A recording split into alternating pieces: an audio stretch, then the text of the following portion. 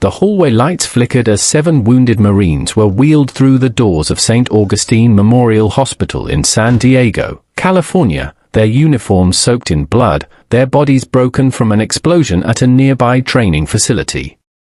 In the chaos, one 24-year-old rookie nurse stood frozen for exactly 1 second, and then she moved like she had been born for this exact moment. Her name was Grace Whitfield, and in the next 60 minutes, she would save all 7 lives. But 3 days later, 2 black SUVs would pull into the hospital parking lot, and federal agents would walk through those same doors asking about a past Grace had spent her whole life trying to bury. If you believe in second chances, if you believe that a person's worst moment should never define their entire life, hit that like button right now. Drop a comment below telling me where you're watching from, share this video with someone who needs a little hope today, and subscribe to the channel because stories like this one are just getting started.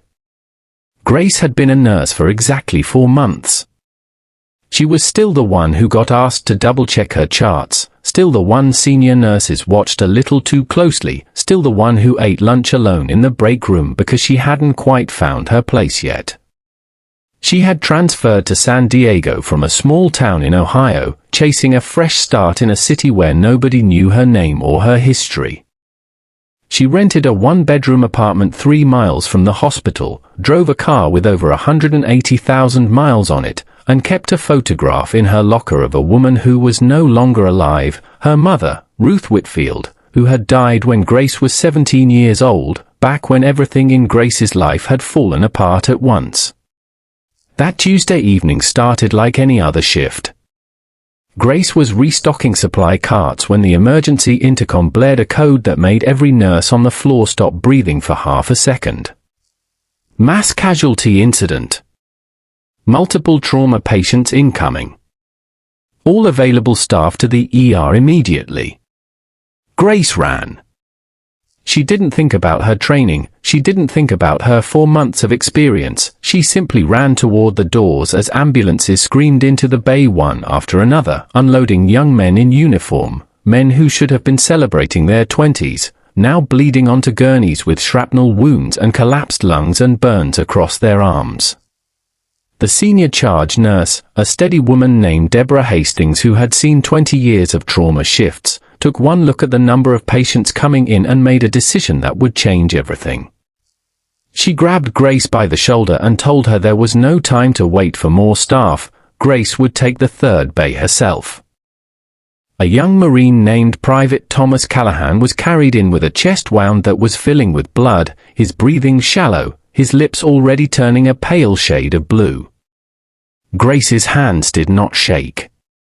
She had run this exact scenario in her head 100 times during nursing school, had practiced needle decompressions on mannequins until her instructors told her to move on to the next skill, and now, with a real human life in front of her, muscle memory took over where fear should have been. She inserted the needle into his chest exactly where she had been taught, relieving the pressure crushing his lung, and watched his blue lips slowly return to pink as his breathing steadied. She did not stop there. Over the next hour, Grace moved between 3 different bays, applying pressure to a wound that would not stop bleeding, calling out vital signs to the trauma surgeon in a voice that never once cracked, catching a complication in a second Marine's blood pressure that the monitors hadn't flagged yet, and physically holding a young man's hand while he cried and told her he didn't want to die 3,000 miles from his mother in Georgia.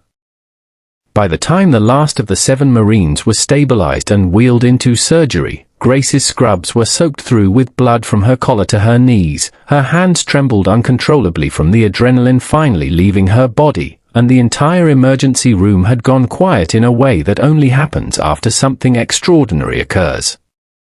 Dr. Marcus Reynolds, the trauma surgeon who had barked orders at her all night, walked over and simply looked at her for a long moment before telling her that in 15 years of trauma medicine, he had never seen a first-year nurse handle a mass casualty event with that kind of composure. He told her she had saved lives that night that most seasoned nurses would have lost. Grace didn't feel like a hero. She felt like she had simply done what needed to be done, the same instinct that had once made her hold her dying mother's hand in a hospital very much like this one, 7 years earlier, and promise her she would spend her life helping people instead of running from what had happened to their family. Word of what Grace had done spread through the hospital within a day, then through local news by the second day, with reporters calling her a guardian angel in scrubs and running her photograph beside headlines about heroism in the face of tragedy. Grace hated every second of the attention. She declined interviews, she asked her supervisor to keep her name out of press releases, and she went back to her small apartment each night feeling like the walls were closing in around her, because fame was the last thing a person with a hidden past could afford. On the third day after the incident, as Grace was finishing a routine shift, 2 black SUVs pulled into the hospital's front lot, and 4 federal agents walked through the sliding doors asking specifically for Nurse Grace Whitfield. Word moved through the hospital like electricity through wire. Nurses whispered in the hallways, doctors exchanged confused glances, and Deborah Hastings, the same charge nurse who had trusted Grace with a Marine's life just days earlier, was the one who came to find her and gently told her that the FBI was waiting in the conference room and wanted to speak with her privately. Grace felt the blood drain from her face, because she knew, in that instant, exactly what this was about, a chapter of her life she had never told a single person in California, a secret she had carried alone since she was 17 years old. 7 years earlier, in a small town outside Columbus, Ohio, Grace's father, a man named Walter Whitfield, had been convicted of running a fraud scheme that stole retirement savings from dozens of elderly residents, including some of his own neighbors. Grace, only 17 at the time and completely unaware of what her father had been doing behind closed doors, had unknowingly signed a single document at his request, paperwork she believed related to a family business account. That signature had placed her name into federal financial records tied to her father's crimes, even though investigators at the time had cleared her of any wrongdoing after a lengthy review. The case had been closed for years, but records like that never fully disappear, and now, with Grace's name suddenly appearing in national news coverage, the FBI's routine background flagging system had triggered a fresh review to confirm, once and for all, whether the celebrated young nurse being praised across the country had any remaining ties to a decade-old fraud investigation.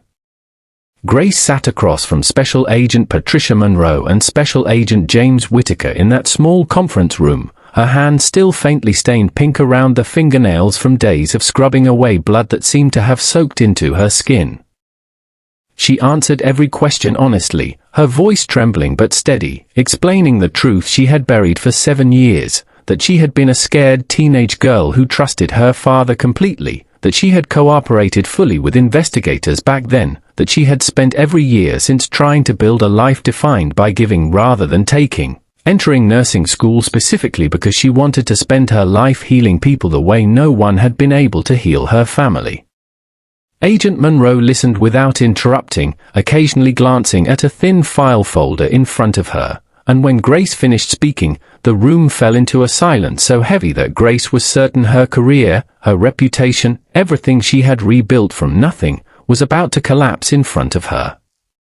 Then Agent Monroe closed the folder and told Grace something she never expected to hear. The investigation had already confirmed, years earlier, that Grace herself had committed no crime, and this visit was simply a formality required whenever a person connected to a past federal case suddenly appeared in national headlines. But then Agent Monroe added something more personal, telling Grace that she had spent the last 2 days reading witness statements from that Marine training facility explosion, statements from young men who said a nurse named Grace had held their hands and refused to let them give up, and that whatever mistakes existed in Grace's family's past, they clearly did not define the woman sitting in front of her now. Agent Whitaker, who had been quiet the entire meeting, added that his own younger brother had served in the Marines, and that he wanted to personally thank her for what she had done, not as an agent, but as a brother whose family knew exactly what it felt like to wait by a phone for news about someone they loved in uniform. Grace walked out of that conference room and did not make it past the nurse's station before the tears she had been holding back for 3 days finally broke free. Deborah Hastings was there waiting, and without a single word, she wrapped her arms around Grace and held her the way someone holds a person who has been carrying something heavy alone for far too long. Within the hour, the hospital administrator arrived, and instead of the disciplinary conversation Grace feared, she was told that the hospital board wanted to formally honor her, and that all 7 Marines she had saved were requesting to see her personally once they were strong enough to leave their recovery beds. 2 weeks later, Grace walked into a hospital courtyard where 7 young Marines, some in wheelchairs, some on crutches, stood waiting for her alongside their families who had traveled from states across the country to say thank you in person. Private Thomas Callahan, the young man whose collapsed lung she had relieved with her own 2 hands, stepped forward first, his mother standing beside him with tears streaming down her face, and told Grace that because of her, he would be walking his little sister down the aisle at her wedding in the spring. One by one, each Marine and each family member embraced her, and for the first time in 7 years, Grace Whitfield did not feel like a girl running from her father's mistakes. She felt like exactly who she had always wanted to be. If this story touched your heart even a little, if it reminded you that our past does not have to define our future, please take a moment to like this video, leave a comment, and share it with someone who might need to hear this today. And before we close this chapter, I want you to comment the words "Grace deserved this" if you believe kindness always finds its way back to those who give it. Grace still works at St. Augustine Memorial Hospital today.